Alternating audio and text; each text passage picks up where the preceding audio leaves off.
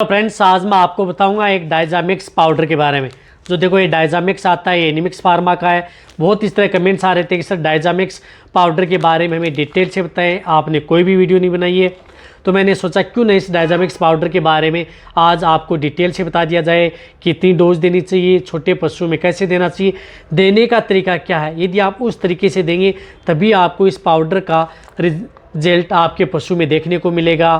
तो आज की वीडियो के अंदर पूरी डिटेल से आपको बताया जाएगा, वो भी शॉर्ट में, ताकि आप जल्दी समझ में आ जाए, समय भी आपका ज़्यादा बर्बाद हो। चैनल पर नए आए तो चैनल को सब्सक्राइब, साथ में बेल आइकन। आपको पता है कि चैनल पर भी शॉर्ट में और कई इस तरह की वीडियो है, उसमें डिटेल से भी आपको बताने की कोशिश की जाती है।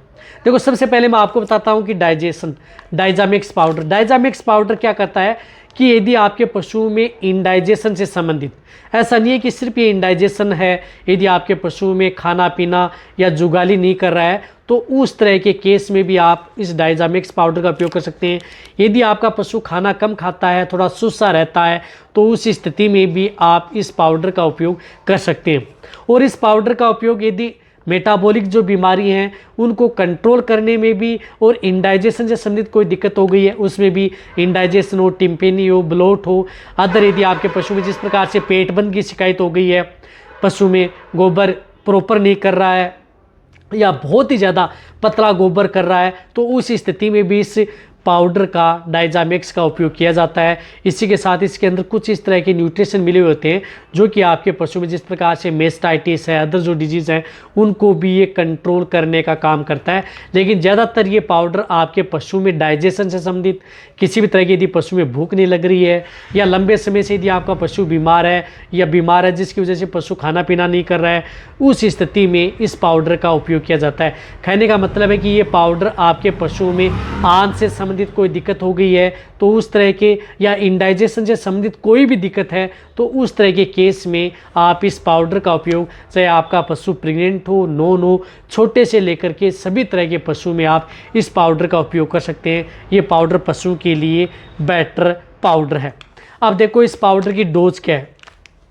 डोज यदि आप अपनी गाय भैंस को देना चाहते हैं, यदि आप कंटिन्यूटी देना चाहते हैं तो 15 ग्राम से लेकर के और 20 ग्राम पर डे के हिसाब से पशु को जो भी बांट या दाना मिश्रण, यानी आप जो खल चूरी भिगोते हैं उसमें भिगो करके रखें। यदि आपको अच्छा रिजल्ट लेना है तो आप इसे 2 से 4 घंटे तक आप इस पाउडर को दाना मिश्रण में भिगो करके रखें और फिर आप अपने पशु को खिलाएं, ज़्यादा अच्छा रिजल्ट मिलेगा।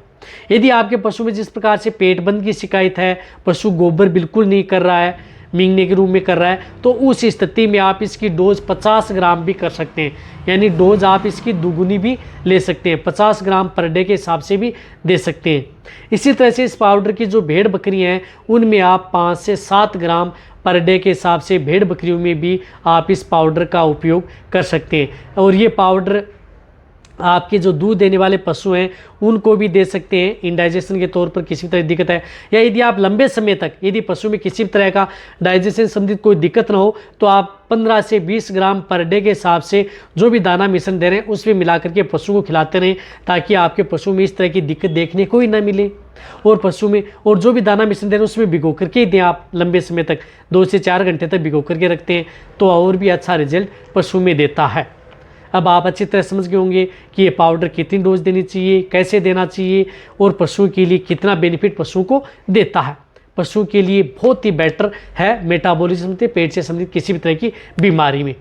तो आप ये वीडियो जितना हो सकता है पशुपालन वेटरनरी उनके साथ से करें इसी तरह की। और ये डायजामिक्स एनिमिक्स का आता है जो आपको किसी एरिया में आपको उपलब्ध हो जाएगा। इतना महंगा पाउडर आता नहीं है, रिजल्ट आपके पशु में बेटर देता है। तो इसी तरह से वीडियो देखते रहिए। थैंक्स, धन्यवाद।